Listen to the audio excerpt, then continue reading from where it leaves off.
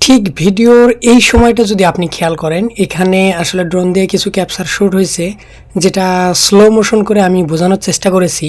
ভিডিওর ডান সাইড দিকে আপনি খেয়াল করবেন যে একটা পাখি আসতেছে। তো এভাবে পরপর ৩টা পাখি আসে এবং তারা অনবরত ডানে বামে চলতে থাকে এবং ডানে বামে চলে আমার ড্রোনের দিকে আর কি আগাতে থাকে। এই যে দেখুন, আরেকটা পাখি আর কি আসতেছে।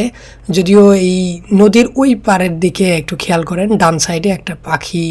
সো পরপর ৩টা এই বড় বড় চিল আসে এবং আমার ড্রোনের উপর এইভাবে একটু আক্রমণাত্মকভাবে আসে।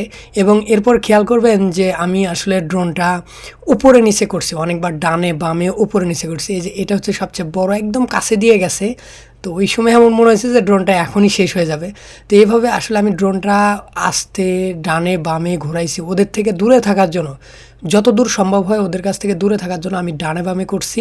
ফাইনালি ড্রোনটা আমি এই পাশ থেকে আনতে পারছি ওদের হাত থেকে। তো এত নিচে যে চিল এভাবে এসে আক্রমণ করবে, আসলে এটা ক্যামেরায় রেকর্ড করতে পারলে খুব ভালো হতো, কিন্তু